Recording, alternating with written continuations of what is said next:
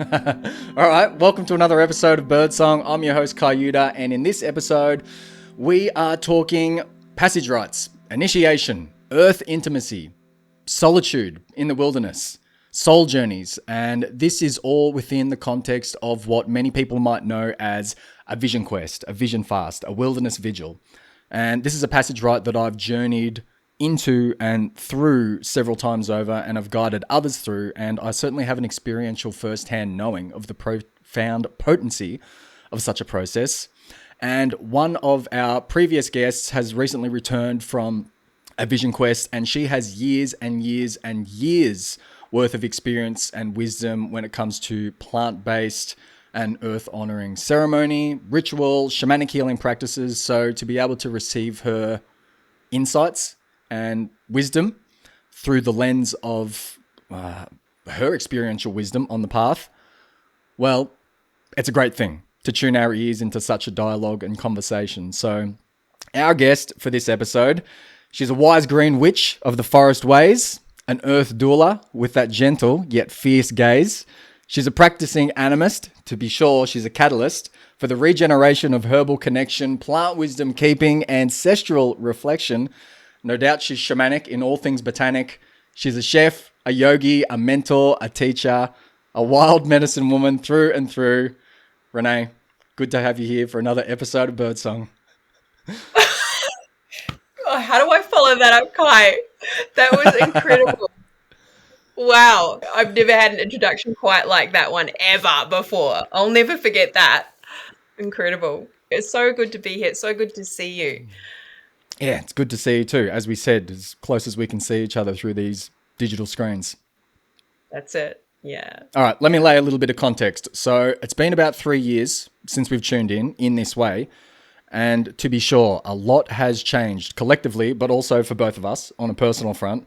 I've certainly had what feels like countless deaths and rebirths, especially after being immersed in participating in, but also offering deep shamanic work over the past 3 years. And of course, along with that, this evolutionary arc, there's been what we might call a rebranding that has come, really, which is showing up in a renewed way, particularly within the digital community, like with the offerings and the services that we lay forth, well, that I lay forth. And I certainly know that you've been on a similar trajectory in that regard. So it would be great if you could fill us in on your own evolution in that context, like new website, perhaps new offerings. And my perception is that you've settled into a deeper wellspring of heritage and lineage, which is certainly coming through and showing up in your digital essence. So maybe it could be a bit of a story arc to get us into the conversation. So of like all of what I've mentioned, this evolutionary arc, and then leading up to the decision to cement in your participation to head out for Vision Quest. How's that sound? Oh, that sounds amazing. Sounds awesome. So Okay, cool. the whole shift in sort of perspective. So for me, Kai, so my business name now, a lot of people actually struggle with how to say it. And I knew that was going to be a thing because it's Celtic words that I'm using now in my business name.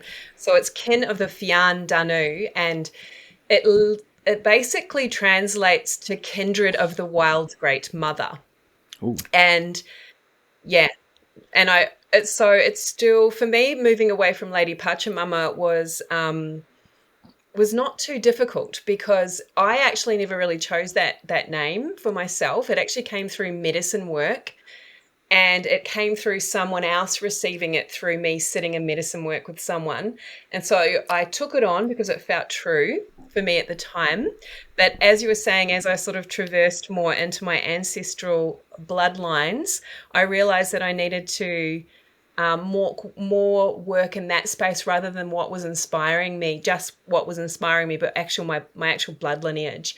So I went down this, over the last couple of years, I've gone down this whole traversing of the initiations of the ancestral sort of bloodlines into both Nordic and Celtic lineages, which has been quite amazing. And it's a work in progress. I'm still learning so much. But it was this theme of reclamation, of reclaiming parts of me that I've been working on since I turned 50, actually. And so part of that was, really stepping into this, the culture of my blood. which is where I've gone with and into that deep kinship. So I did some courses online with an amazing teacher, a couple of teachers actually, around traversing, Daniel Four being one of them, traversing the ancestral sort of type, the ancestral bloodlines. And the more that I was kind of going down those lines, the more that I was beginning to understand more about being a sort of a medicine holder for my actual bloodlines. And I actually spent a lot of time on both my bloodlines, both my masculine and my feminine bloodlines. And I even was able to track it back up to 7 generations and name them 7 generations, which was quite an amazing experience being able to do that as well. Yeah. And so it's been incredible. So as a result of that, I felt like I really had to sort of shift my trajectory with how I was putting myself out there in the digital world. And that came with maybe sort of relinquishing Lady Pachamama maybe not being such a resonant word for me so much anymore, and really embracing more of my Celtic lineage, and also using more of and learning more about some of the language of my own land where I was born as well, in Aotearoa, New Zealand. So I've kind of been bringing that more in as well. It's been interesting. Yeah, okay. So you've got this ley line or this intersection of New Zealand and which is the land on which you were born, and then you've got, did you say Nordic, and then Celtic? Yeah, and Celtic. And and within the Celtic is the Scottish line. So my Scottish line went through the matriarchal and the Irish went through the patriarchal. So yeah, that's where I've been deep diving. And sort of learning more about living in direct relationship with the ancestral lines. But what I have noticed as I've been moving through and traversing that is there's also the energy not of human but other than human ancestors that have come through those lines for me as well. So when I've been going into meditation or doing ceremonial or ritual work specifically through ancestral, I've also had a lot of deeper connections to plant kin and elemental kin as well, which has been really interesting. So there's been a deepening. I'm trying to find words to describe it, a definite deepening in my understanding. Yeah. I know that this has been an area of inquiry for you, and not just inquiry, but a deepening exploration, expansion, the ancestral connection. One, I'm curious about if there was anything in particular that inspired this calling to go deeper into these different parts of ancestry that you hadn't connected with before, and also how did the call to quest manifest? Like, how did that show up in this arc? Oh, interesting. So soul retrieval. Soul retrieval was a big part of why I kind of went into the ancestral work. I felt like for me to understand specifically more about my patriarchal line, because I never grew up with my own biological father. So the older I've got, the more I understood that a lot of the healing for that would take place through me understanding more about the men who came before him and the more healthy and healed ancestors on that line that I could work with that are holding him in spirit, because my biological father is also passed. And so there was kind of a want and a need for this soul retrieval and this reclamation. This word reclamation became my kind of catchphrase over the last 18 months. The idea of calling parts back to myself, and as I call them those parts back, like this discovering and developing sort of intimacy with these parts of me that have been wounded or abandoned, or the parts of me that I wasn't even aware of, and being able to call those parts back. But also within that, there was a part of me that wanted to, or not just a part, all of me that was desiring to interact with those parts as they were being called back. And actually there's a plant that we in plant spirit work, it's mullein Baskin Thames, Mullen, and Mullen's teachings are all about interacting as we're calling back those disparate parts, and we're consciously choosing to understand them rather than them just happening to us. So I guess this reclamation in this work, and then subsequently moving into wanting to go into wilderness fasting, was about the reclamations of parts of me that I never imagined that I could call back, that I never knew were possible to bring back into my beingness, into my blueprint, whether that was from my experience in this lifetime or from my experience in other lifetimes, or subsequently my ancestral connections as well, because we carry that, we carry that in our cellular memory. So yeah, it's big. It's a really big thing. Yeah, totally. I feel a lot of resonance with what you're saying because, as we just touched on, and as you know, heading over to most likely heading over to the Philippines for a month. So not only is that a holiday for family to go and visit a tropical, the island of my birth, but also a tropical place to grab some sun and some ocean for a little while after being here in the rainy, wet, cold, chilly, but then also the dry heat of the high country. Yeah, a huge part of it, it really feels like there's something big over there for me. This reclamation of the matriarchal ancestral lineage of mine, a part of me that I had shunned for most of my life, for all kinds of reasons that stem back to childhood, but it's only in the past few years, that I've really felt more of this deepening inquiry into that particular lineage. So yeah, I know what you mean. Yeah, it's I feel like there's a part I speak about now I've got so interested in parts theory, and now when I say that part, so there is a part of me that is a big part of me that feels this is a lot to do with self-devotion, and the self-devotion of something that Bill Plonkton talks about actually a lot, who wrote Soulcraft. Yeah, Bill Plotkin, Soulcraft. Yep. Plotkin, yes. So he speaks about having conversations with the sacred other. And that really resonates with me, because I feel like that sacred other part of us is the part that desires to interact with self-devotion.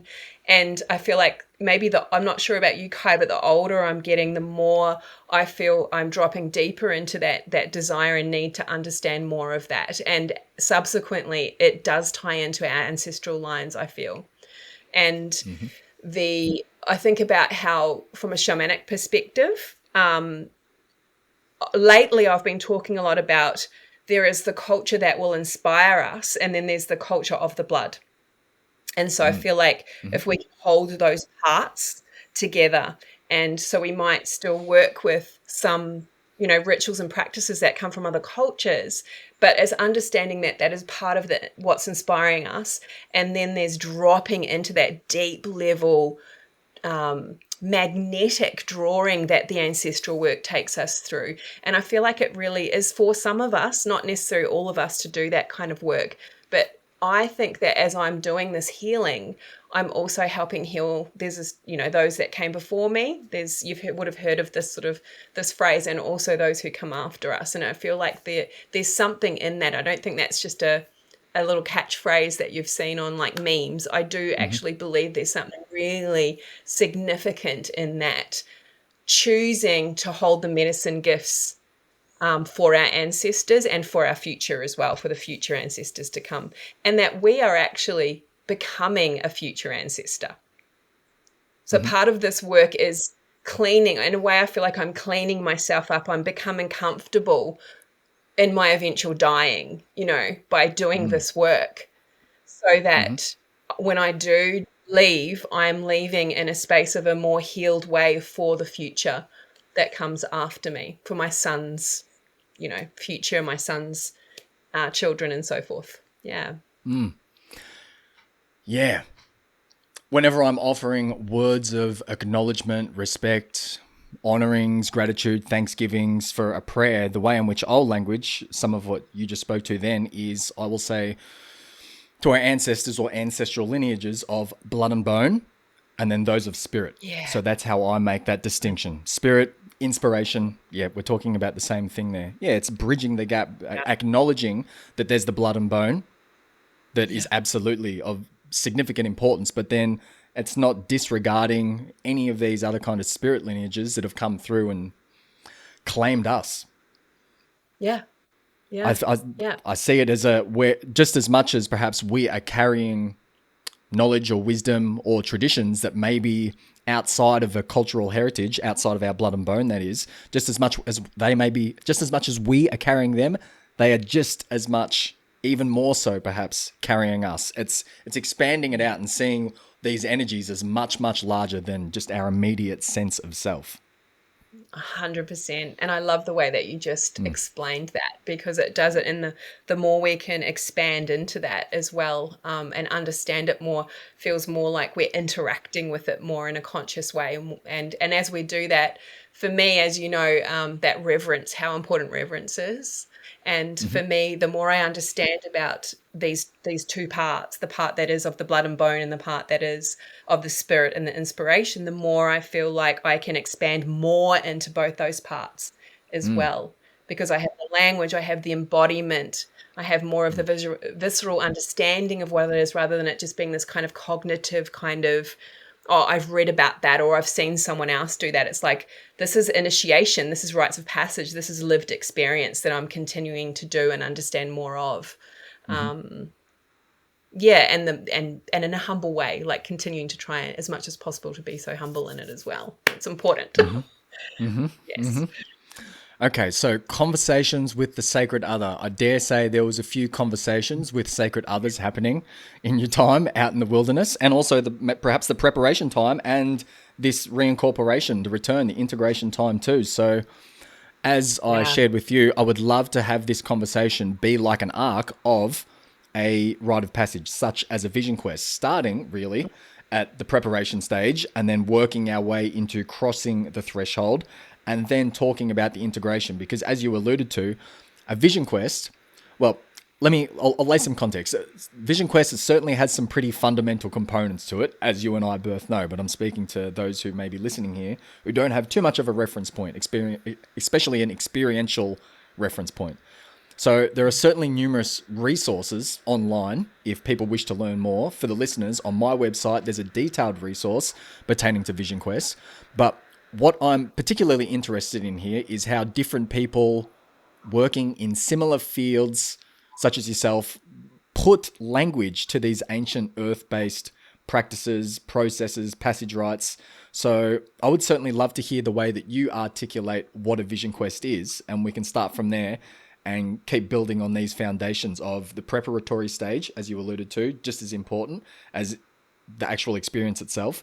And then, of course, the integration stage, because as I was getting to before I got on my own little trajectory and sidetracked, there is much more to a wilderness vigil, a vision quest, than simply spending a certain amount of days and nights in subsequent order out in the wilderness in solitude. There's a lot of preparation that goes into it. There's a lot of integration. But first and foremost, vision quest.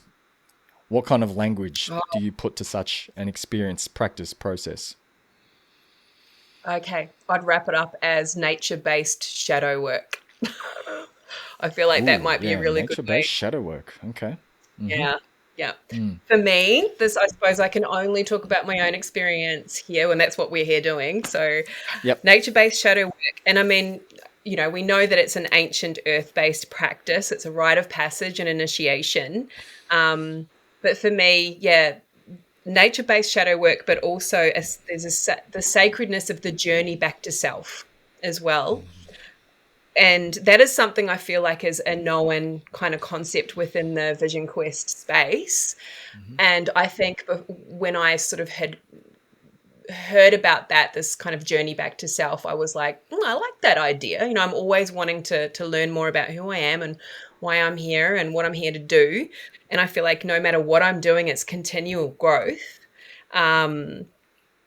But now that I'm on the other side of this, that journey back to self means something completely different, because I don't even think that I'm the same person that I was when I went out I really don't. I feel so completely different in the core of myself, although I feel like maybe in the outside world I seem the same to people around me. I don't feel the same. There's something going on within this part of me, this sacred part of me, this part of me that's choosing that self-devotion, that just feels different, that feels more organized, more. When I say organized, I think more in terms of geometry. It feels like everything's a little bit more structured than it was previously. So what else was I wanting to say? For me, when I had wanted to do Vision Quest for quite some time, I think for years, to be honest, many, many years, but I never had the strength, I feel like, that I could actually see it through. And Kate Ridge, who is the founder of Nature Philosophy, where I participated in Vision Quest, and I know, Kai, you've done work with Nature Philosophy too. I highly recommend them. They are the real deal. Yeah, they're great.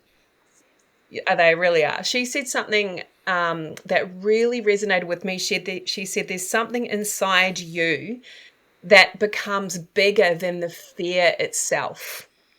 And when she said that in one of our pre-calls, I was just like, whoa, I can't even explain what this is, but there's something inside me now that is heeding this call, because that part of me is bigger than the fear inside of me. And up until that point, I had been so in the fear of, how am I going to get through the night? What if wild animals get me? What if a snake gets me? What if I die fasting? Like all of these different, like monkey mind things were coming and going. I know that. Like, how am I going to even be with myself for that amount of time? I mean, it doesn't seem like a lot of time, 4 days and 4 nights, but believe you me, it's a long time. So anyway, this call to action for Vision Quest really came from, there was just something in me that was pushing beyond the fear. And so one day I just kind of like locked and loaded, and this was the time, the time of being the hollow bone. It was a time of like this, it was a time where for me, where it's like, I am being asked, what is required of you to change to be able to move to the next level. And to do the change, you have to become the hollow bone. You have to push beyond the fear and just go into the void, which is, I guess, why for me, I feel like Vision Quest is quite in the shadow work spaces. Although you can have some pretty euphoric moments, I'm not going to sit here and say it's easy because it's not. But in saying that, it would be one of the most profound and life-changing things that I've ever done as well. I'd do it again. Nature-based shadow work.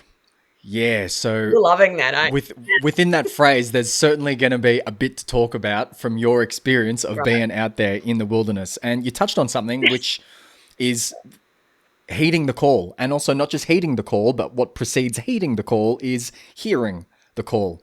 One hears the call first, but then, of course, the choice is ours. The opportunity is there to indeed heed it.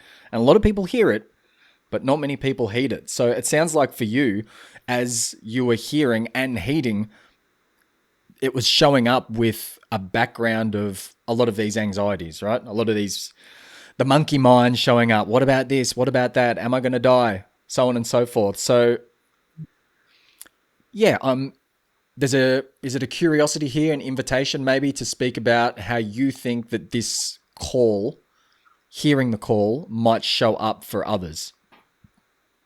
I feel like it's often when we're entering into, what I imagine and what it was for me and what I heard from witnessing and observing other women that were also on quest at the same time as me, was there is a lot of people who, when we're moving into liminal time and liminal space in our lives, there is that in between space, a threshold that we're entering, and it can be for a plethora of different reasons. It can be, mine was very age related. I feel like I hit a threshold at 50.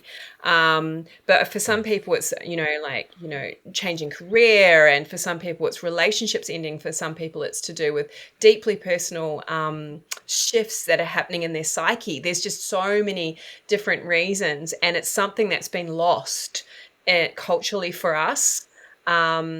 Although in saying that, traditionally it was done globally. Vision quests aren't just a North American Indian tradition.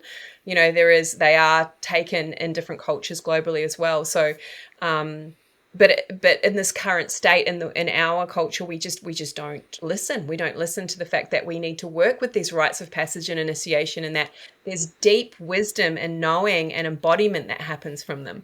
So I feel like these are often times where people are having big shifts 90-degree shifts in their lives for some reason that they come along.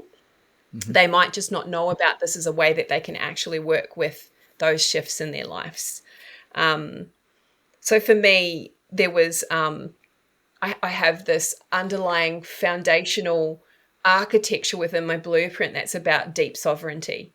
And for me, there was something about this vision quest that was about learning to midwife my own soul back home to myself, and learning how to do that. I say midwifing at home, but actually what came through for me was not so much the mothering of it, but the fathering of it that came to me through my vision quest as well. So although I speak to the midwife, it was more, the midwife was fathering this aspect of myself home, and it was like an invitation to reclaim this sort of instinctual power and this primal wisdom that I held within myself, that I was maybe ignoring, the wild part of me that I was ignoring. And I knew I literally had to put myself in a wild place in order to have this wild part mirrored back to me. Mm-hmm. As much as I do work with the earth, as we know, I feel like I can go out in the morning and I still can come home at dark, and I can still come into my nice comfy house and cook myself some food and sit by the fire. Whereas, and I felt like, in a way, Renée, if you're going to continue to do this work, you need to know how to be in the total uncomfortability space of being with the earth, not just the comfortable liminal walking through the trees, and picking and harvesting and making medicine. What about the other part? Mm-hmm. The uncomfortable part, the part that feels like it's going to die, that part. Mm-hmm. Yeah. So, well, okay, yes. yeah, there's a lot there. Yeah, there is. Which thread do we follow on this greater tapestry? Okay, well, how about this? YouTube. So 4 days, 4 nights. That's what you've mentioned so far. So how do you feel about laying a little bit more context, not necessarily going into your Vision Quest experience yet, but just laying the context of like the logistical, the practicalities of what was actually involved in those 4 days, 4 nights, like the space you were in, if you're allowed to move here or there, the removal of the comforts, so on and so forth. That's a great trajectory for us to go on. First of all, I just want to quickly speak to the preparation, because I feel like, these are the kind of, things that we partake in that we actually literally have to do a lot of preparation beforehand. And the preparation that we need to do is not just energetic and emotional. We physically have to do things like come off coffee. And let me just speak to that for a second, because I love coffee. And for me, I had this story in my head that I didn't need to come off coffee because I'm so healthy in the way I eat. So that's my one vice. And I don't think it's actually possible. And the only thing that could ever get me off coffee was Vision Quest, because I had to wean myself off it. And so there was a big medicine that came up for me in the strength that I had to do that. It sounds funny, but it was a big thing. And I reclaimed this aspect of me that had a story that I don't need to. Why should I? But I challenged myself even. So even before I hit Vision Quest, I was challenging myself with, things like coming off coffee, and fasting is another thing too. So that you need to sort of build up the fasting muscle over periods of time. And I'm already a long-term faster, so for me, that wasn't so much a big thing, but I know for some people it is. And so if anyone is thinking about vision questing, it's something that I highly recommend, is making sure that you work with building your fasting muscle, extending the amount of hours that you can go without eating, making sure that you're hydrating a lot whilst you're doing it. There's a lot of information online around that. And then there's also getting all your gear together as well, making sure you've got all the things that you need for vision questing as well. Like, because although you can't have many things with you, there are things that you need to take that become so deeply important to your survival, and that being like being warm basically, and having at least a tarp over you, something along those lines. And then once you sort of land in the space of the vision quest, there's really with the vision quest that I went on anyway, we were in ownership of the whole thing. So no one is there telling you where to go. You have to find your own spot. So they'll guide you, but then at the point where you're ready to find your spot, you have to go and find your own spot. You have to really listen, and you have to drop into your heart space and listen to the land. So there's a real requirement that I noticed of really introducing yourself to country. So really knowing the country that you're on. Like when you turn up to a different bioregion and a different spirit of place, please just making sure that you're taking offering, and you're taking a moment to actually introduce yourself to the spirit of place, to country, to the ancestors of that land, and then asking for assistance, asking for help, to be guided into the right location for you. Because once you have your sit spot, you're there within a 3x3 meter circle for 4 days and 4 nights, and the only time you're allowed to leave is in the mornings at sunrise to place a rock on the pathway where the quest protectors come through, to make sure that you're okay for that day. So it's like a commitment. Each day you're waking up and you're making a commitment to this day. And as you make that commitment to the day, you're taking your stone back to the path, leaving it there. They call it the line.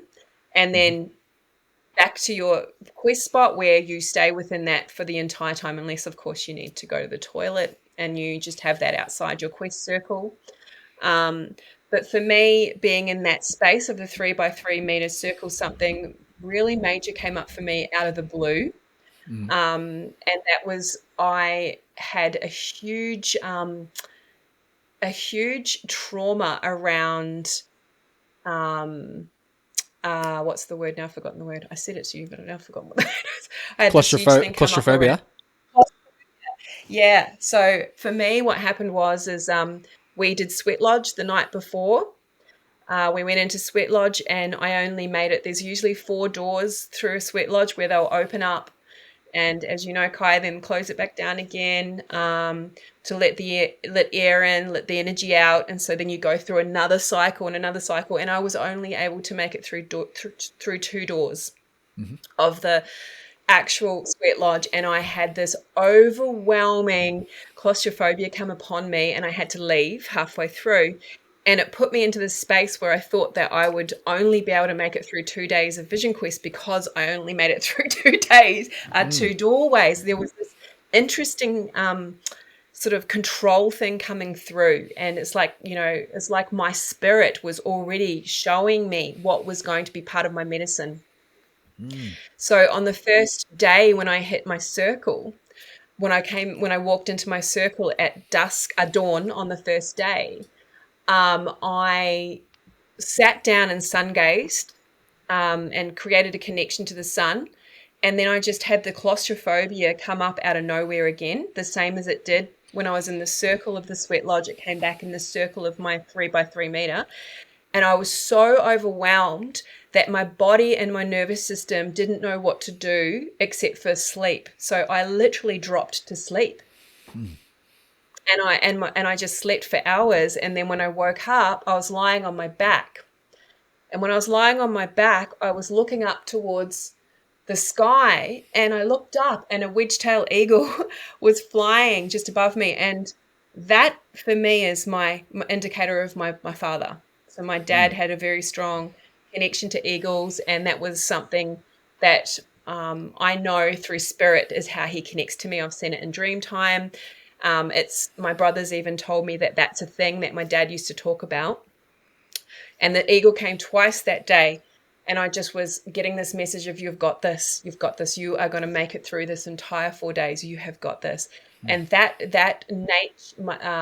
natural world reflecting back to me through the spirit of my father, through my own self-devotion to this practice that I'd undertaken, enabled me to really pull myself back together and really look at this pattern that was coming up for me around claustrophobia, because I was able to unpack in the end what that actually was within that 4 days, which was quite profound for me.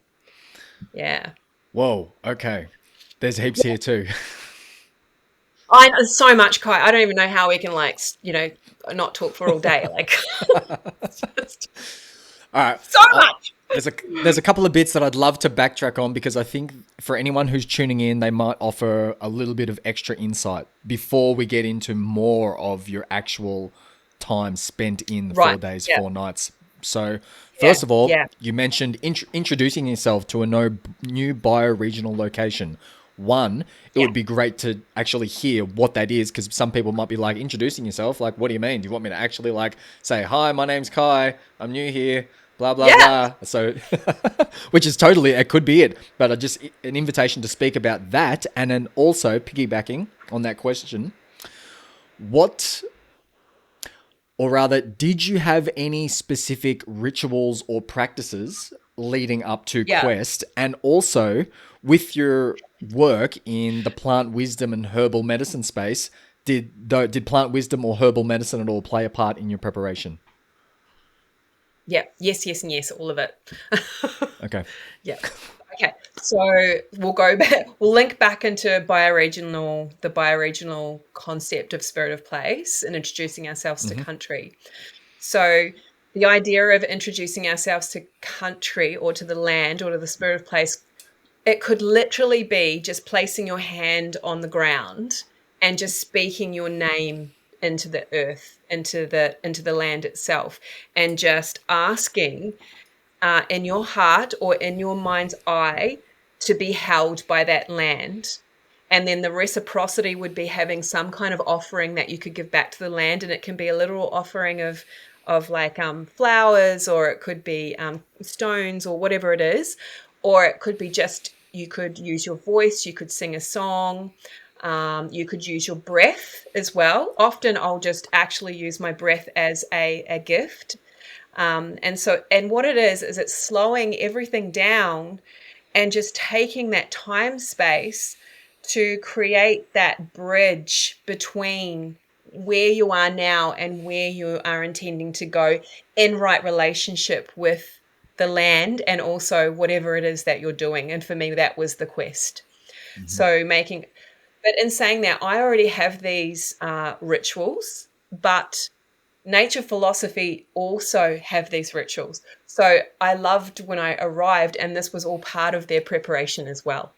They spoke to all of this. They made sure they always spoke to country in the way it deserved. They always spoke to Yaegl country where we were.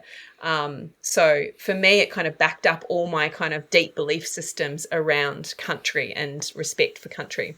And for me, in terms of preparation, with earth-based practices, of course, it's a part of my, sacred in the everyday for me that both you and I always speak to. So I have a medicine wheel in the forest behind my house that's been there for many, many years, that I built with some of my students, I think 4 or 5 years ago now. And every year I go, every winter it gets a little bit destroyed. So I have to go back and kind of restructure it. And I set it up specifically so I could walk the wheel in preparation for my vision quest. So I would take offerings with me of plants up to the medicine wheel and place them in the directions. And then I would walk the medicine wheel, and in each of the directions and elements, I would speak to how that direction or element was manifesting within me in this process moving towards Vision Quest, how I would require to be supported by that particular element. And when I'm speaking to that particular element, I'm always working in the hologram. So I'm always speaking as if I'm always speaking to it macro, micro, as in outside of me and inside of me. So there's always that mirror and reflection of the element. So that was a process that I took moving towards Vision Quest, was making sure that I was walking my medicine wheel. And then I also, as a medicine woman, I had many plants coming through to support me in the process as well. One of the plants that had come through for me really strongly was a plant called teasel. And teasel, its plant spirit is all about really fixing what's broken. You know, if you want to give it a little catchphrase, that's what it's for. It's about bringing parts back as well. And I spoke to mullein before, which was another one. And mullein's all about calling disparate parts back. So there was this theme that was coming through with the plants that I was working with around parts reclamation, calling parts back. Yeah. Yeah. So I did work a lot with medicine before I left with my plant tinctures, and I work a lot with the mesa as well. And so I would set up mesa for this particular Vision Quest as well, working with the elements on the mesa and placing certain objects and plants into different elements in my home so that it was a portal that was held before I left. So what I really noticed for me is, firstly, how ritualistic I am. Yes, and that actually came up in Vision Quest for me too, that it is an art for me. It is like soul expression is ritual, because even on Vision Quest, I was fastening and making little offerings and placing them where my stone was that I would take to place on the line every morning as well.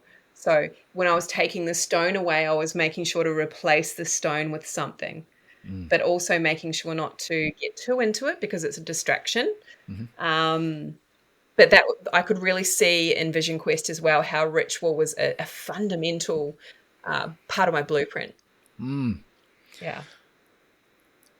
As we keep talking here, I'm feeling like the river of this conversation just keeps getting wider and wider. And as it does so, there are more tributaries coming off here and there. And there are just so many different things that are coming to my mind. It's challenging to keep track of them all, to try and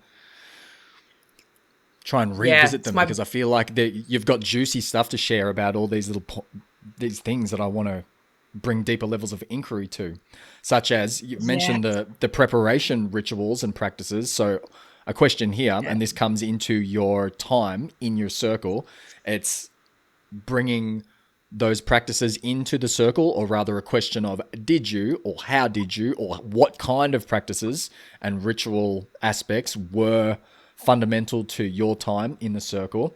Of course, there's this idea of, not the idea, your process of reclamation, this soul reclamation, but then we can also talk about the soul's journey, the soul initiation, and of course the many signs and omens that might have started to come through. And I'm very curious to know, or to hear you put language to more of this idea, this notion, this lived experience of reclamation in regards to the paternal line, so the fathering. I feel like this is a huge thing for you as well. So there's many things here that we could certainly touch upon, but I feel like we're starting to get into the territory of crossing the actual threshold into more of your experience there in the circle.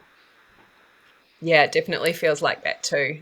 And there, I mean, of course, there's always so much gold to talk about with you. I always love speaking to you. I feel like you bring that out in me as well, though, Kai. So, in terms of like bringing the ritual sort of practices into the Vision Quest itself, one of the things I wanted to be mindful of is understanding that as a part of who I am, but also that it could become a distraction. And then I had Kate's Kate's voice in my ear a lot, like, you know, just being very mindful of how much we're even creating metaphor out of our experience. And there's the real experience that we're having on Quest, and then there's the meaning that we're going to attach to it, and they're both important. So within that context, I was trying not to just be in that wonderment that I spend a lot of time in, which is a lot in story and a lot in medicine making of metaphor. And a little bit more in the real world experience and the reality of the vision quest, if you know what I mean. Yep. And what that was, you know, the practicality of what it was and how to manage that as well. And one thing that came up for me that I really noticed, because you're in a 3x3 meter circle for 4 days and 4 nights, there was a real, I found that I was able to really get a deeper connection to the earth in a way that I haven't even really been able to name. There's something about being in one spot and watching patterns with the sun and watching how the light changes, the shade, the coolness, the warmth in different areas around your circle, and actually interacting and following that. And I found that over the 4 days, every part of my circle I had at some point had relationship with at some point there during the time. And there was this intimate kind of connection that I had. And I realized that it was a microcosmic experience of the macrocosm of the earth, that this 3x3 meter circles was indeed my earth in that moment. It was everything. It was as if there was nothing outside of that area. And so I began to really, I guess, treat it as if it was my whole entire earth as well. So as I did that, I began to sort of build a lot more trust, I think, in myself and in my body as well. And undertaking that, I started to realize about the safety of our own body, our physical body, and how a lot of us, including myself, I speak to myself, we don't feel safe in our bodies, in our physical body. And that sort of being and interacting with the earth in this way was really showing me this deeper questioning around, if you don't love or feel safe in your own body, how can you also have love for the earth at the same capacity? You know, you don't have that. If you don't have this, then you don't have that. So this sort of, I think I'm going off on another tangent here, Kai, but that All good. that really was a big realization for me as well around that too. Trying to link back into some of the things that you were saying rather than going off on a tangent. No, well, it's all good, and I feel like it's all relevant to your experience and all building more context and more foundation for what it can be like to be out there fasting, no food, no comfort, out in the wilderness by yourself for 4 days and 4 nights. Yep. And one of the things I wanted to speak to actually about that being in that space, when we spoke about before we go away on Vision Quest, we sit with questions as well. So we want to sit with, you know, what are we wanting to create change? What is this Vision Quest really for? You want to go in with a bit of an understanding, but they're not necessarily attached to that, right? And for me, there was this desire to create more trust in safety in myself. And one of the aspects of that came through sun gazing, actually. And I never imagined that it would be that way. But what I would do is every morning I would sit at the east and I would watch the sunrise. And as I watched the sunrise, it would come through the trees in a filtered light and it would create an eye. And I would just let myself drop into this eye and the iris in the center of the sun. And what happened is the sun began to communicate with me.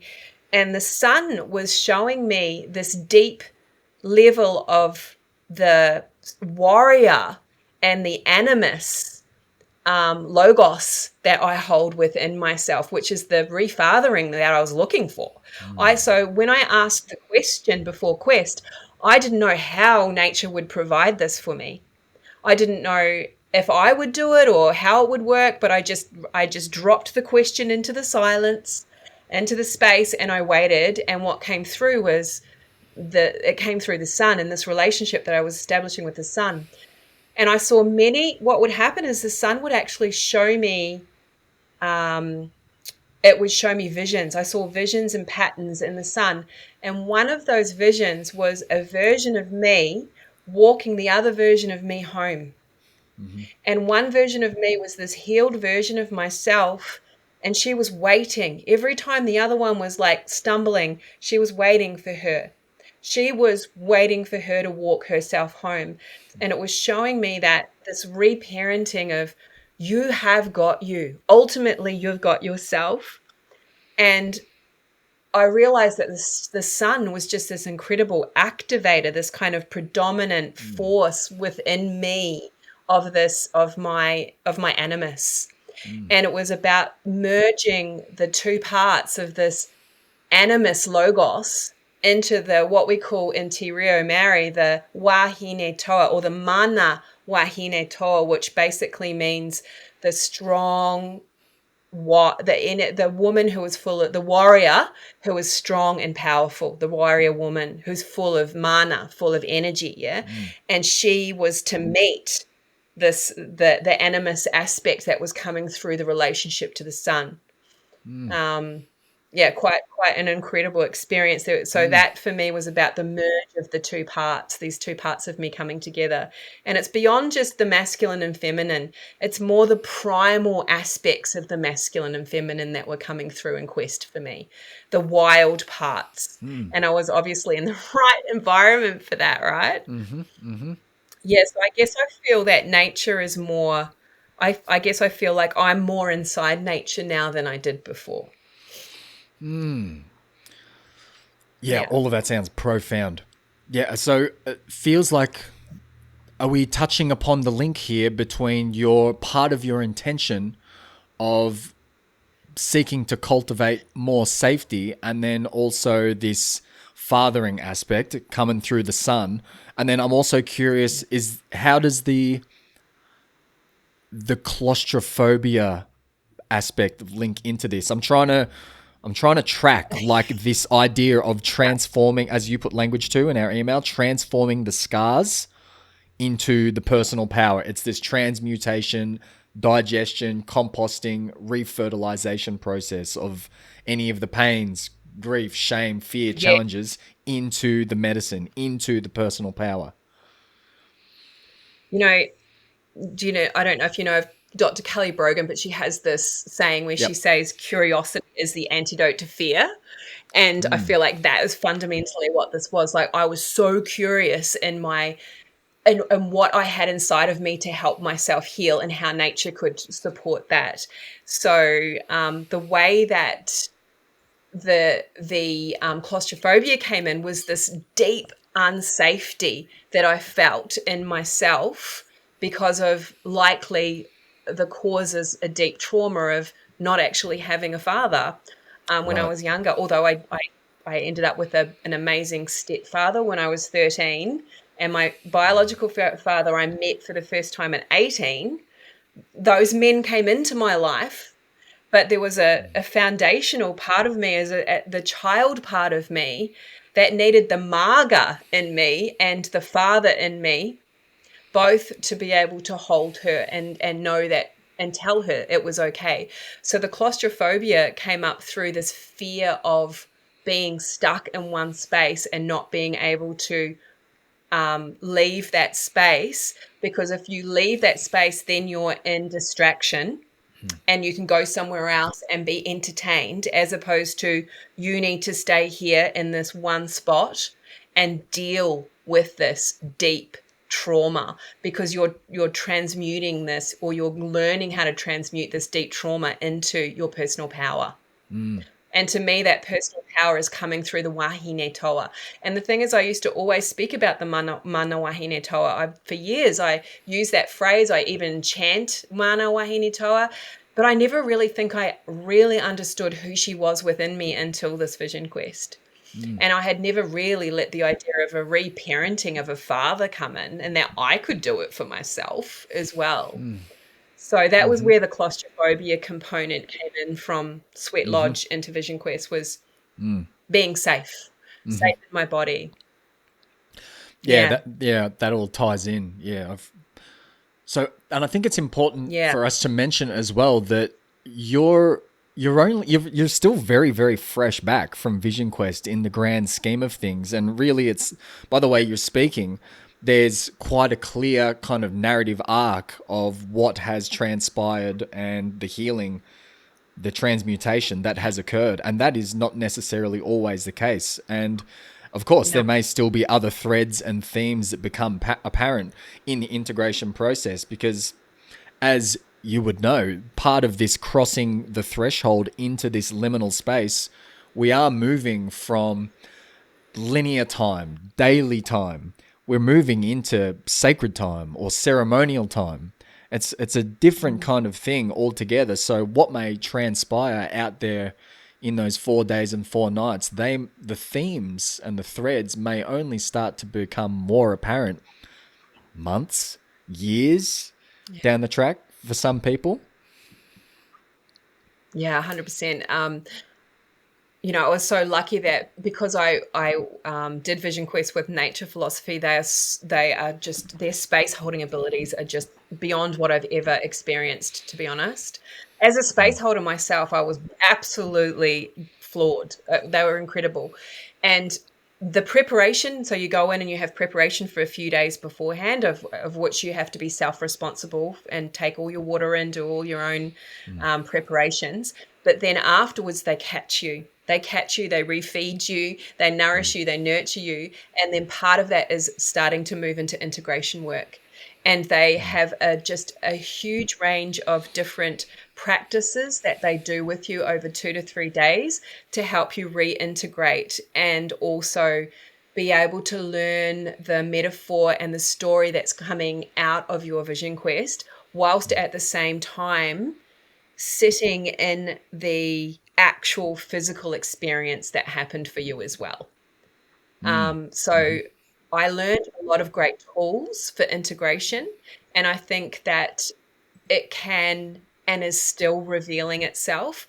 I made sure that I also went to, after my Vision Quest, I actually went to Byron Bay and I stayed by myself for 4 days, and I did great big walks and sat on the beach, and I just wrote. I wrote so much, and I was able to pull a lot of the threads in. So I guess what I'm trying to relay is, I feel like if other people are thinking about moving into a process like this for self-development, because I feel like it is the creme de la creme of self-development, really. It really is.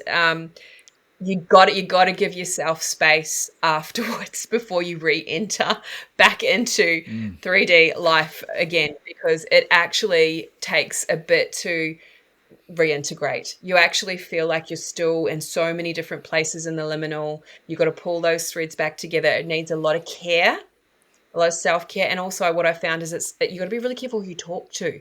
Not everyone understands this process. So being really mindful who you share this information with. And here I am sharing it with like loads of people, but I feel like I feel like I'm at a point now where I can probably do that. And also, I guess I want to tell the story because I would love for other people to have the experience. I feel like this part of my wolf medicine is I love to go away and experience things by myself, gather knowledge and wisdom and embody it, and then bring it back to the tribe, and say, I have something to offer you that you might work for you as well. Have a go. Yeah, totally. Yeah, that's touching upon the classic return of Joseph Campbell's The Hero's Journey, returning back to the community, to the village, with the gifts, with the treasures, with the medicines. And there's so much that I feel like we could, and perhaps we will, keep speaking about this integration process. There's a couple of things that I'll offer some reflections on, but I'm not quite done with you yet when it comes to the actual 4 days and 4 nights in the Quest Circle. Oh, yeah. So much to dig. Oh, my God. You totally, I bet.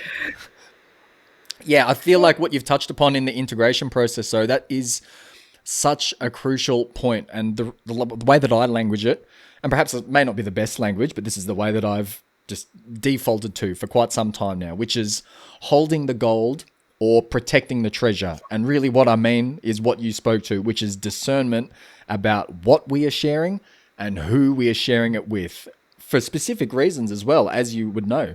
This is because a person who we are sharing it with may not necessarily have the capacity or the context or the reference point to be able to hold you and that experience in a way that is conducive for you to be able to integrate it in a healthy, in a functional, in a sacred manner. Because we could be met with judgment, projection. Actually, this is what your experience was like. Maybe it's jealousy. It could be indifference. Oh, okay, cool. Next topic of conversation. It could be lack of acknowledgement, lack of being witnessed or supported. So if we are sharing, typically I will share with those who I'm guiding through passage rites and initiatory experiences in regards to the integration process, is if we are sharing, release the expectations of how we're going to be met. That is crucial. Knowing that we can show up and sure, share the gold and share the treasure, but you got to relinquish control of how it's going to be met by someone else. And because oftentimes we're looking for some kind of validation, or we're still looking for support in our experience or in ourselves from someone. And if we don't get that, it can be really shattering and really, really jarring and throw a big old monkey wrench in our integration process. Yes. Oh, that was just perfectly spoken. I 100% feel the same, exactly the same way. I feel like there is so much I learned about my own self-resourcing post-Vision Quest that I actually didn't need to talk initially. And normally I'm one who would love to, I love sharing, as we know. But I really was holding, and a lot of people around me noticed that. A lot of my best friends and everything noticed how I was really holding the gold, just close to my heart. And Kate always says, share it, but don't share the heart of it, is Kate's words. And that I love that too. That makes so much sense for me. And when I did start to share, I did it mostly in person. I actually didn't ring up people on the phone or anything like that. I waited till I was in physical spaces with people to start, unpacking some of it. And even now, as I'm unpacking it with you, there's still the heart of it. There's still parts that are in the heart of it that I don't even know that I could find words to put to it. I feel that sits in that void. I don't really know. It holds all possibility, all potential, and it doesn't really have the words. And I feel like, as you had stated before, Kai, that will play out over the next months and years, because really, I think it's been 5 weeks since I got back. So it's not that long. Do the Nature Philosophy crew, Sam and Kate or anyone else on the team, or yourself with your own people that you guide through similar work, has anyone ever spoken about the concept of the fading? Oh, yes. They definitely talk about that. Yeah, yes. I'd love to, if you want to touch upon that. I think that can be an important thing too. And we may be speaking about slightly different things, but yeah, go ahead and take the reins and we'll see where we end up. What I'm feeling that it is about is when a lot of the experiences that you had begin to sort of dissipate over time, and the threads that you created from Quest, and even from relationships that you created on Quest with the people that might be doing it at the same, because you've experienced it together. And when you're not around each other anymore, it feels like some of the experiences are beginning to dissipate and fade. And how then do we continue to hold those true, and how do we continue to keep those fires alive within us? I feel like that's definitely something they spoke to. It touches upon what do you feel about that? I feel that it's a very real thing, and I know it from guiding many others through similar processes, and I know it certainly through myself going through many nature-based passage rites and initiatory processes. And these are containers that are conducive to having peak experiences. And it's a bit of a classic cliche saying, isn't it? What comes up, it's got to come down, apparently. Yep. But really, it's just speaking to like these inherent kind of oscillations, these ebbs and flows, the contractions and the expansions of universal law, the law of change. So I feel like it's a good thing to be aware of that, yeah, these profound experiences that we may, and connections that we may have, whether they're human or other than human, yeah, it is likely, perhaps even inevitable, that in some time they will fade to some degree, and that's okay. That's totally okay, and it's totally perfect. And we often want to carry. I just want to hold. I want to hold the wisdom, and I want to hold this feeling of quest, and I never want it to fade. How am I going to keep carrying this forward with me? But again, I say, release it all and allow ourselves to be carried by the essence of something much greater, and have that. It's the trust. It's the cultivating the trust until you actually get to a place where the trust becomes a deep knowing. But it's cultivating the trust that, okay, whatever was poignant and the essence, the heart of this experience, that's going to live inside me. Whether as a grandiose thing that we're just shining out for the rest of our days, or as a little seed that we just keep watering and it grows over time. It's an inner knowing, and it's true. And the fading, sure, it's going to happen, but that inner knowing, I think, will continue to stay true. And another thing to speak on around that I personally have done for myself is some of what I learned on Quest, I was able to gather. And this is probably also because I've already been working and interacting in earth wisdom space for quite some time, for many years. So I kind of already had some background there, that I really sat and looking how I can pull these kind of different experiences into my everyday life, into the sacred in the everyday, like things that had come through. And I've been continually doing that since I got home to keep the thread. It won't mean necessarily the fade won't happen, but what it's doing is it feels like a commitment that I'm making to the growth of that self-devotion that I went in there with, the reclamation that I went there with. And one of the things that came up for me was working, and it sounds silly because you think I already worked with the elements, but it was this kind of deeper working in the elemental space with, the 5 elements or 4 elements void. And I was shown even how to do that on Quest, which was amazing for me as well. And so now I can go forward with some practices that I can do around how I can work more with them. And what I was also shown that I would be happy to share was the fire element showed me safety.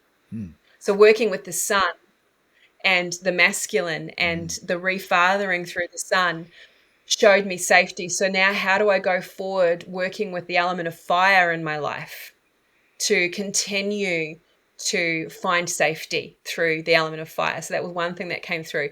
And that's literally doing things like learning how to make fire, building fire and sitting with the element of grandfather fire, making offerings to fire, like really, how do I bring fire more into my life? And then I was also shown that water, the element of water, the reclamation was around fear. So when we work with water, we can work with the reclamation of the fear that sits inside of ourselves. And so how can I go forward now in life, working with the element of water, doing water work magically and so forth, if things are coming up for me again around fear? How can I get curious there with water? So that's just an example of how I was able to take them into the future self. How do you feel about speaking into this idea? What is it? It's I don't know if it's a ritual idea, like a reflective awareness. I'm not really sure what language to put to it, but this notion of nature as a mirror, particularly when we're in our quest circle. And it's like you touched upon this with the experience of the eagle up in the sky as a mirror for your connection to your father, which then obviously was this larger theme of fathering. So perhaps there's an invitation here to speak up to nature as a mirror, or perhaps even particularly poignant experiences or connections with any other nature beings within those 4 days and 4 nights. Because what you've touched upon, this is such a huge theme obviously pertaining to your reclamation and path forward, but 4 days and 4 nights is a hell of a long time out there in the wilderness. It There's really a lot is. that can happen out there, and there can be a lot of nothing also. There is a lot of nothing. I want to say that. Actually, we need to make sure we speak to that because there is a lot of times where you're just, and that often when there's the nothing, often that's when you go into the monkey mind as well. So actually, speaking of that, one of the things that we do in quest work is we move the body when that happens. So we quest dance and we walk around our circle and we shake it out and we feel that embodied part of ourselves come back through again when we're in those spaces. But so hang on, back to what you were saying. Nature is a mirror is such a big thing for me, because I feel like it is fundamentally about living in direct relationship with other than human kin. And one of the things that actually came, another story. Do you want me to tell another story? Yeah, please do. This is a funny one, because when we were on Quest, because you're fasting, you become quite heightened, and you definitely notice by day 3 that there is a shifting in reality. You know, you can drop more into meditation easier. It's an interesting liminal space to be in. And on the 3rd day, actually no, it was the 4th day, you do a lot of sitting, and I'm sitting down and I notice a worm, and I think, you know what, this is a cosmic joke, because one of my things coming into Quest was I have a bit of a fear of snakes, and I actually was like, if I see a snake, I don't know what I'm going to do. I would and not I was have worried picked that. Really? You don't look like someone that. Yeah.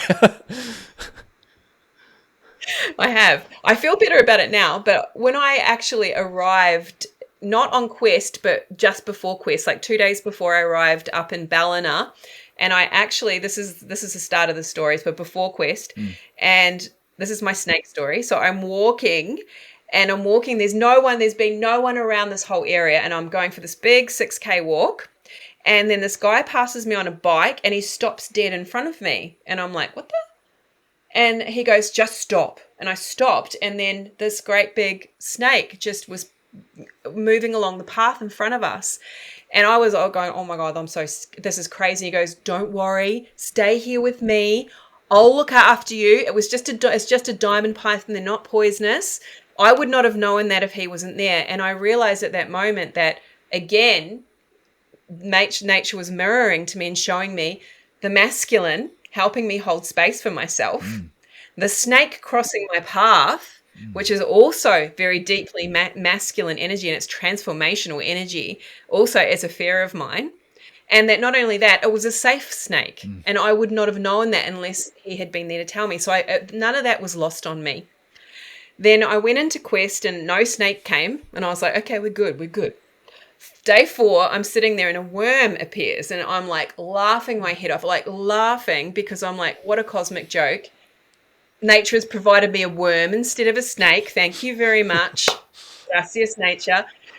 But then I got you've probably heard this before from other people on Quest, or had the experience yourself too, Kai, where I got obsessed with this worm, and I was watching this worm for, I think it would have been a few hours. And I kept putting water onto this worm because I was worried it was going to get dehydrated in the sun. And I'm wondering, why are you out of the ground? What are you doing? You should be in the ground, in the soil. What are you doing in an environment that you shouldn't be in? You know, this isn't good for your health. And I'm putting like water onto the snake. And I realized afterwards that it was the story of this particular worm had a deeper metaphorical meaning for me. And when I got back to base camp and we were working on integration, one of the integrations tools that we use is it's called long form interpretation, where you break down an experience. And normally what happens is there'll be an experience that happens that you can't let go of. and it will be like, for me, it was the worm. And it's in everyday life, you would just walk past a worm. But on Quest, it's different. Mm-hmm. And I could not let go of this thing with this worm. So I was invited to do this process. And what came out of this process was this. I'm going to read it to you. As I regrow my body and the unseen parts that are hidden and forgotten, I am activated in the holding and groundedness of earth. I let the change in me flow, supported by my own masculine and union and animist partnership. So I was able to unpack that story of how nature was mirroring to me and find the story and the metaphor in that experience. And when I got that metaphor, that story, I was able to then kind of just let the worm go. But I just couldn't let it go. I couldn't. A day or two after we got back to base camp, I was still like, what was it with that worm? There was something about that worm. So it was really showing me about the regrowth of my own beingness and about fathering myself. I was looking after the worm, and I was, giving it water, and I watched it until it went back into the soil again, until I knew it was back in its comfort. Yeah. So there's another story for you around sort of the mirror of nature. I love that, because so often when it comes to totem animals, spirit animals, any kind of nature being that we might desire to come to us as a power animal or some source of power, it's like, I'm going to connect with the tiger or the bear, or maybe I'm going to see like a big alpha kangaroo come in, or maybe it's going to be a huge snake. And so oftentimes it's a little worm, a little grub, tiny little ant. Yeah, exactly. And I love that. And I have heard other people speak to that. And for me, I love the concept of just being humble. And that for me is like the deep humbleness of, I didn't need to see the snake or battle with that fear of the snake. I just needed to meet what the worm had to teach me. Yeah. It was really interesting. Yeah, and it's great that there's the process there as well to be able to bring language and kind of expand upon this imagery, symbology that just it really grabs us. And that's also part of it as well, because we love to bring metaphor and analogy and create like story arcs and get all narrative and analytical, rational about what it is that happens in our experiences. And yeah, that's totally normal. And then on the other side of that, sometimes as well, there's just some imageries, some visions, symbologies that we're just meant to marinate in for however long. And I'm still marinating in a piece of imagery from my last quest, which was, when was that? Probably getting on, I can't remember now, 6 months ago, maybe 7 months ago. I had my medicine drum with me, and I was sitting on a big slab of granite. And there was a little bit of not an entrance, but a clearing in between all of these big gum trees, and I could see the mountain on the distant horizon. And I pulled my medicine drum out of my bag, and it was kind of not quite twilight, but it was getting there. And as I placed the beater to my drum, usually I might have my eyes closed and just slowly start drumming, but I just, for whatever reason, I just slowly placed, very, very gently placed the beater of my drum on the drum, and it didn't feel right. And I just kind of moved it around a little bit, the beater that is in my hand, twirled it around, touched the drum head again, and still it didn't feel right. So I opened my eyes and I looked down, and there is this peculiar beetle that I've never ever seen before in my life resting on the drum beater. And I marveled at this beater for so long, and I kind of with my stick, kind of in a little patch of dirt, I kind of drew it out right next to me. And I can still see the beetle in my mind's eye right now. And after 10, 15 minutes with this beetle, I placed the beetle down right next to me, went to go play my drum, and did one big drum, and then a beautiful flame robin flew down, grabbed the bug, which was not even 30 centimeters away from me, landed on a branch just behind me. The robin looked straight at me, it did a big poo, and then ate the beetle. and then it flew off. Wow. Many of these moments happen, but this one in particular is just a striking experience that is just, I'm not even sure what that was about, but there's something about it, and I'm still marinating in it. Maybe I should send you the process for the long form interpretation that I got taught to use for these exact situations. Well, there you go. Yeah. And also yeah, dreams. pops up. And say that again, Renee, and also Dreams too. You can use the same process for dreams. Yeah. Yeah, well, it certainly would be welcome to pass on my way. Yeah. So we've touched upon a lot. We could touch on more, for sure. As you said, Absolutely. we could keep speaking on so many threads here, but what else at this stage of our conversation do you feel like might be pertinent to share about your Vision Quest experience or its significance in the greater arc of this conversation or your life or what's going on?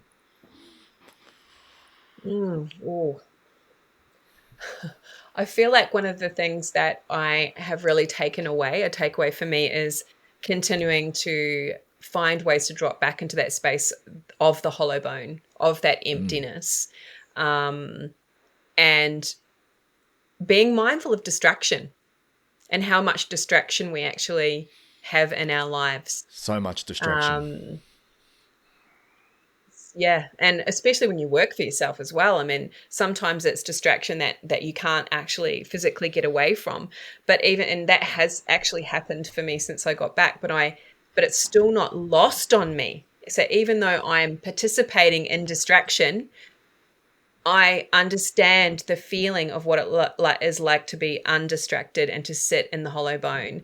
And that is something I want to make sure that I continually can revisit as much as I possibly can. So that's been really important. And then another thing that had come up for me that might be nice to share is a question that I had come up for me to ask myself on a daily basis. And that was, speak my name, Renee, speak your name. What is alive in you today? And start my day with a question around the aliveness.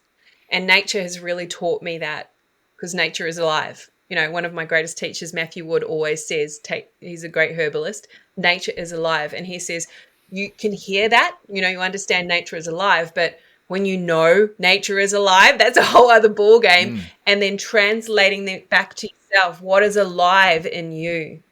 And just following that thread for that day on what's alive in yourself. So that's been a big understanding that's dropped in for me to share for others. I would love to actually hear you speak a little bit more about the hollow bone, because I know there are going to be a few people listening that are wanting a deeper level of inquiry around that. What's the hollow bone? So the hollow bone, we can look at it as a way of describing when we empty everything out and we're left with the space that we would call the void, where everything exists, nothing exists all at the same time. But we're emptying out all the peripheral. We're emptying out all the stuff that is the monkey mind that's filling us up and stopping us dropping into being able to see who we really are. So I guess it's an old term that gets used to describe being in a space of the void in self, if that makes sense. Empty. Well, as empty as we can get anyway. And then the next perhaps obvious question to that from someone might be, okay, well, how do I cultivate more of this hollow boneness in my life? Spend more time in nature, and don't take your phone with you when you go out into nature. One of the ways that I have worked previously with my students, and also this is what happens in Vision Quest as well, is go and find a spot. Go and find a tree, go and find a spot near a river, just somewhere, even in a local park, and just sit. And often what we do is we take things that will help, they'll distract us. We'll take our phone or food or things, but just go and just sit and see what comes up, see what the reflection is for you in that space. And that will really help us cultivate that feeling of being able to be more in the void of ourselves and listening. It means it requires a deeper listening to ourselves and a deeper listening to our soul as well. Yeah, so that's one easy way for us to do it, I feel. Yeah. Just seeing what else I've got that's written great. down here. Yeah, go for it. Have a squeeze. Yeah. Yeah, I'm just having a look. It was making me think sort of about cultivating that connection to the sacred other that I was talking about right at the beginning. So if we can drop into that space of that hollow bone where we're just, and it's I mean, some people might call it meditation, and it is a type of meditation, but I feel like you're participating a little more here in the natural world around you, as opposed to lifting out and up and away, and like we sometimes would with a deep meditation. We're still engaged in relationship, and we're watching and observing our interaction with that, with the water, with the air, with the sky, with the sun, with the plants, with whatever's around us. And if we just don't take anything with us, we're going to be more in that space and cultivating a relationship to that part of us that is the sacred other. Yeah, and it's a practice and a process. It really is. I've been rereading Ram Dass's Be Here Now at the moment, and it's funny, but it's also just, it's great because there are so many just simple reminders in there. And a big part of what he touches upon is what are they called? Is it the 8 precepts or the 4 precepts? Or it's the 4 something or other. But essentially the Buddhist philosophy of suffering, all life is suffering. And essentially I can't remember the exact 4, but the essence is essentially to become aware of the ways in which we are attached to certain things, we desire certain things, and that we resist certain things. And it's cultivating this state of being where we are free of attachment, resistance, desire. And this, I'm just touching upon this because it speaks into what you were sharing, like the busyness of the monkey mind. Oftentimes it's a lifelong practice, cultivating this deeper awareness of what's going on up here not first and foremost, but of great importance, so that we can continue to cultivate more skills around stilling the mind, or becoming aware when the mind is going on its tangents, going the whirring cogs, the incessant chatter, so then we can come back to presence, so we can continue to come back to a state of clearing ourselves out into a state of perhaps more pure awareness, sensory awareness, extrasensory perception, so we can start to notice more of the happenings externally, but also internally. And one of the ways in which I will language this, Renee, is the fulcrum point. It's like we're cultivating the fulcrum point and where that rests. Because some of us, at the fulcrum point, we don't even have a fulcrum point. It's just full-on pendulum swing into externalities. But it's like that's part of a shamanic awareness of perception, finding the fulcrum point so we can become acutely and aware of the subtleties of what's happening internally, but then also on the external level as well.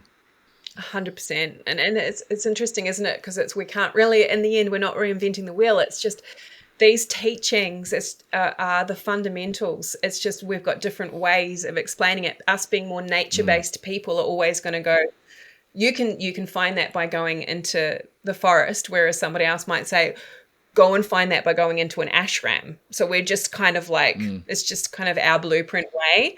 And for me, it's sort of like, it's the intimacy that happens in that space. So it's like the developing of that intimacy that happens with yourself in relationship to the natural world. So you're learning more about it through the intimate connection and the intimate relationship.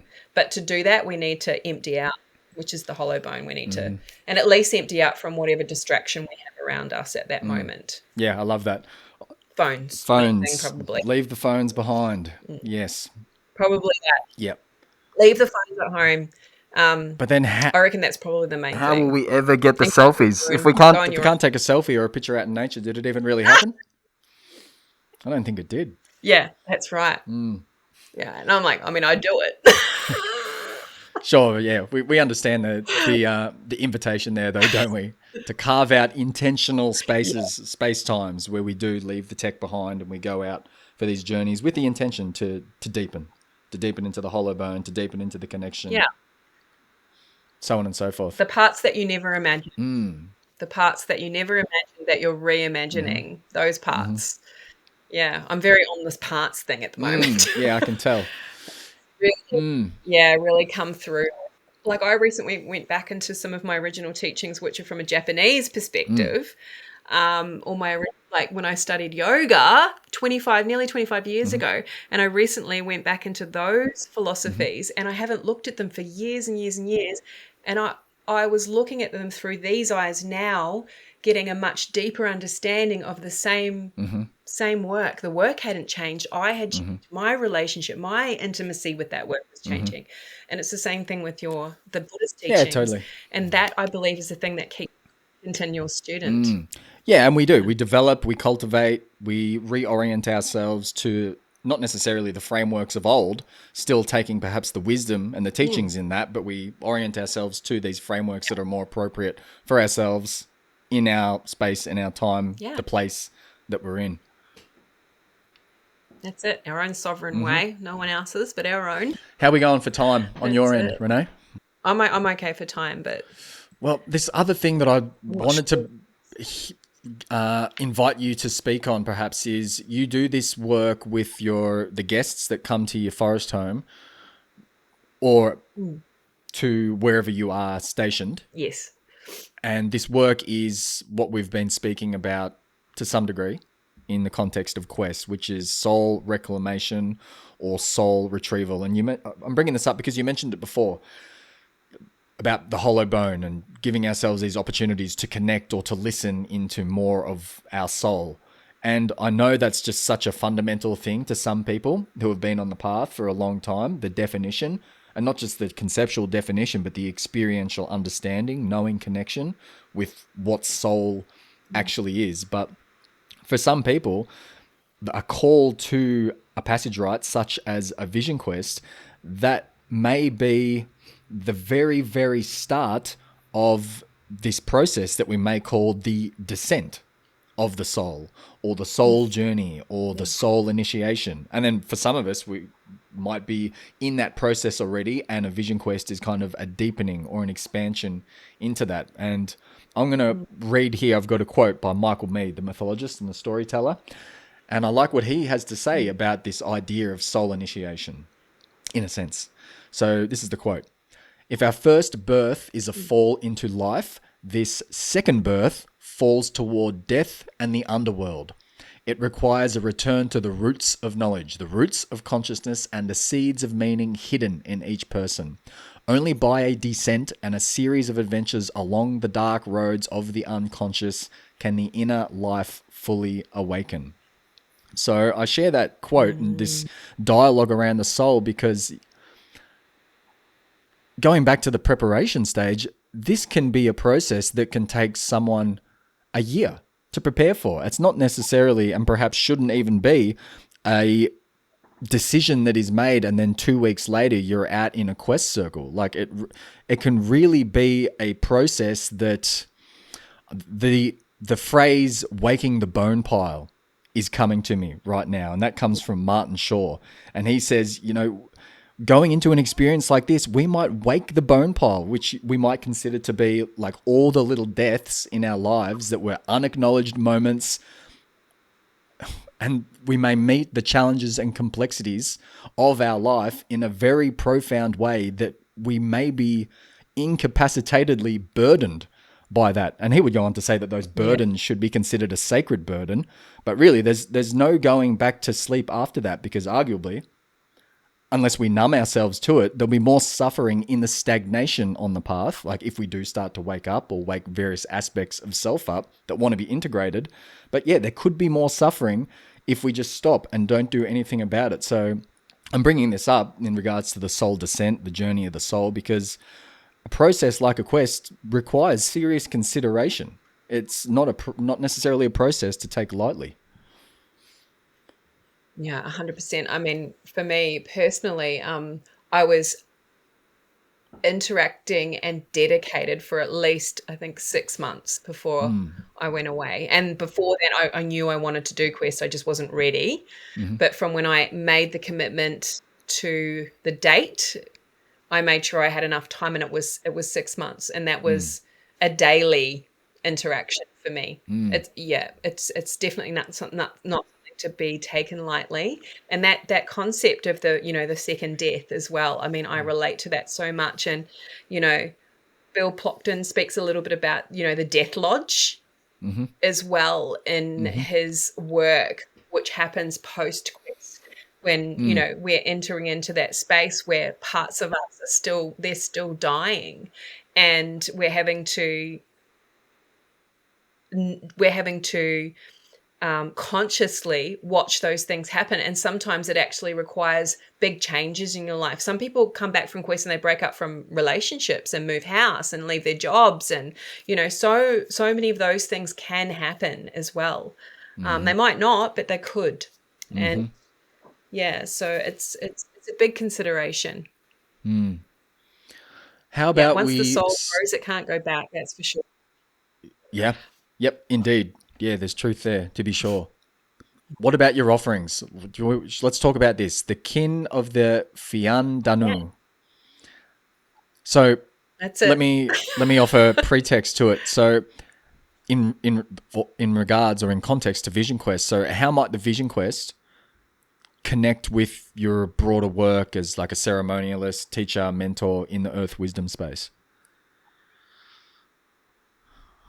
For me, it was, first and foremost, it was more of a personal journey that I wanted to go on to deepen myself so that I could expand more into my work as a secondary part to that. But I didn't quite, and I'm still discovering how that's going to look on going into the future. I've got a few ideas, but currently at the moment, the one part of my offering that I've had sitting and not released yet is the apprenticeships. And the apprenticeships, I'm going to be offering a plant pathway apprenticeship, which is called an earth doulaship, and also a shamanic ceremonial crafting pathway, which is really about people finding their own sovereign rhythm within a shamanic context. So it's not a particular type of shamanic pathway. It's very broad. It's very much about a person's blueprint. Anyway, I've got a huge body of work around this, and I feel like it's been sitting and waiting for me to develop further. And the Vision Quest, for me personally, I can see how the threads are going to be pulled more towards that part of my body of work. And it's a deepening of work in the element spaces, or the spaces with, the elemental forces and more magic, actually. So that's coming. But for now, in terms of my offerings, I'm working a lot with the Sabbats in the Celtic wheel. And I am offering ceremony within the Sabbats. So not every single one of them, but when I do, they're on my website.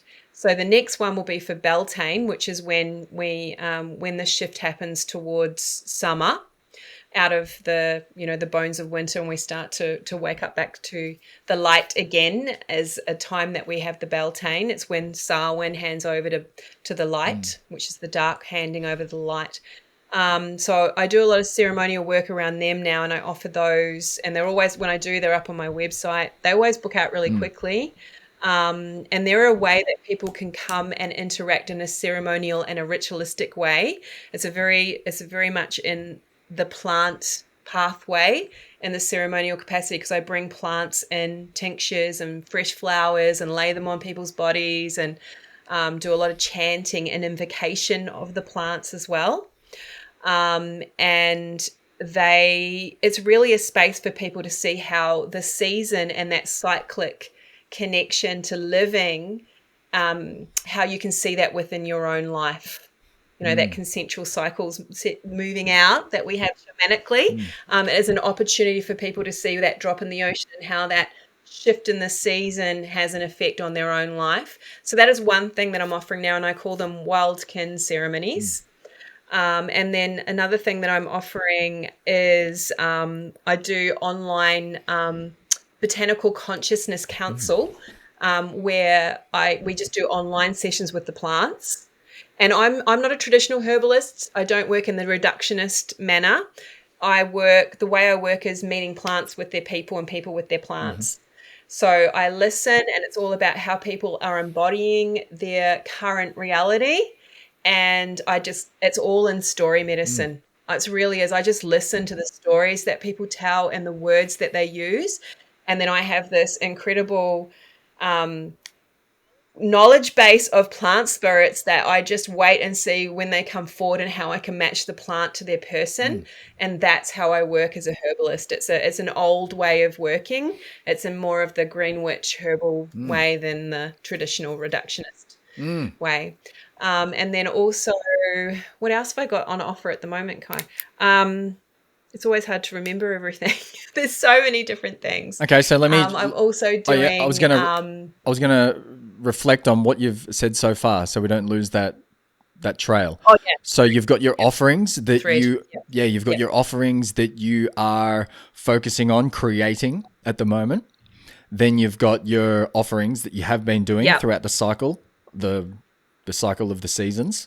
And then you've got the seasonal cycles, and then you've got the online work, and of course, you have your ever expansive apothecary offerings. Oh yes.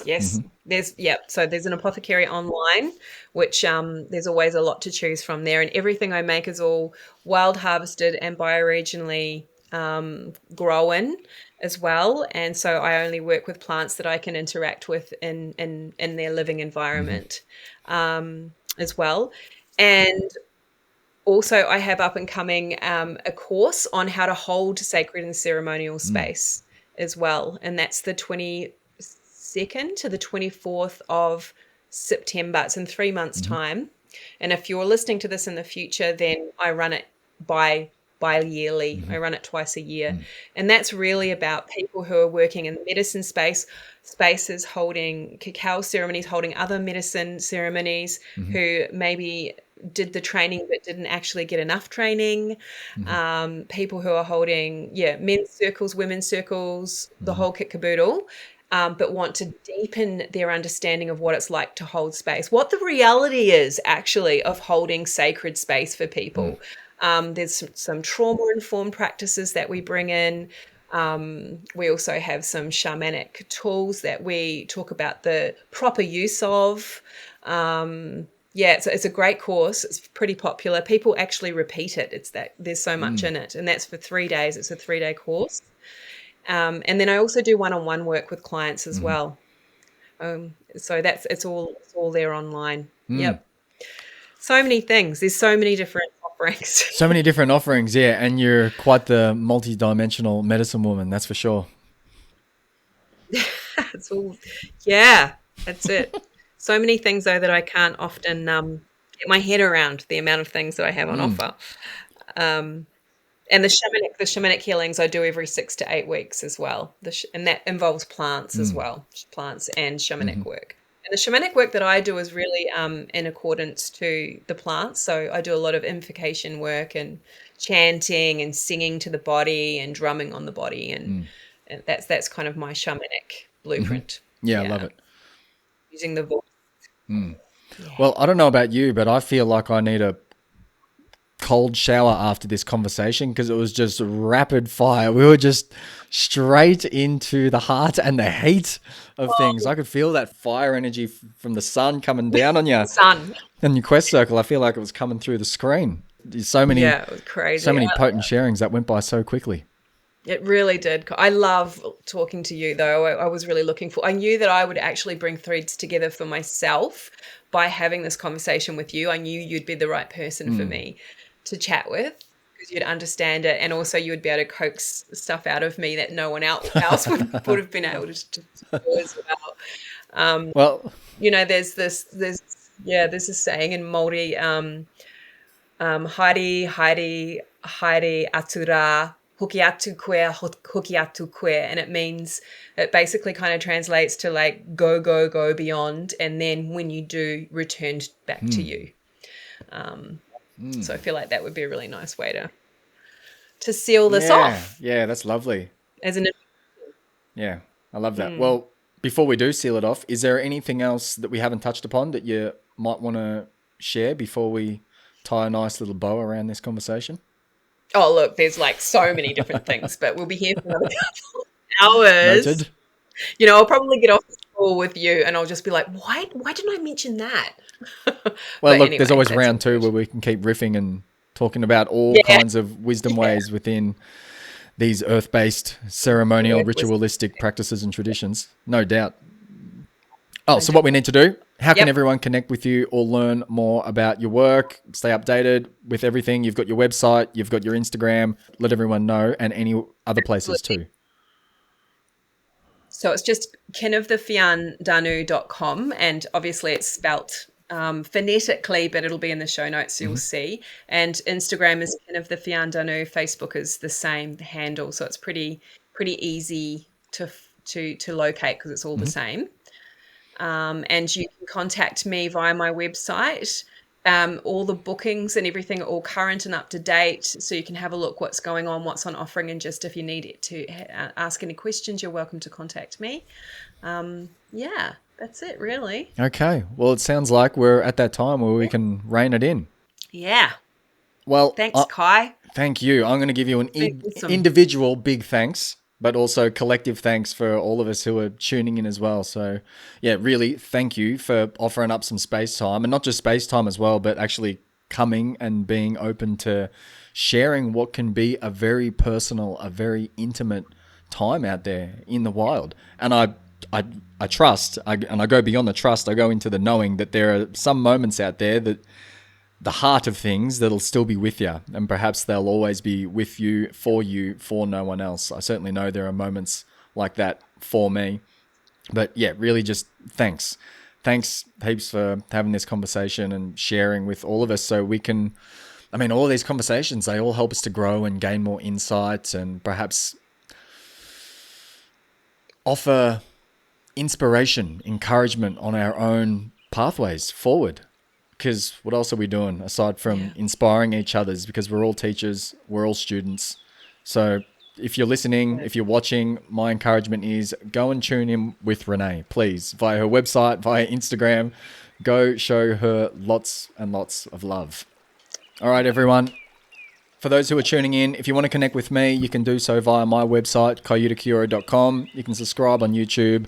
My handle is @kayutakiora, and I've been cross-posting videos over to the infamous TikTok as well. So if TikTok's your thing, you can go over there and see the videos and short reels that I post on Instagram. But aside from that, thank you everyone for tuning in. And as I finished on the last episode, which hasn't dropped yet, Renée, but it certainly will by the time this comes out, I finished in this way, and I'm going to finish again because I liked what came to me. So may your steps be light, may your heart be open, your spirit be free, and may we all remember to find many moments to pause, breathe, to connect with self, with stillness, with nature, and to tune into the magic and mystery of this wild, mythic tapestry of which we are all a part. We hope this episode was as fruitful as Birdsong or Morning Wind. Until next time, thanks everyone.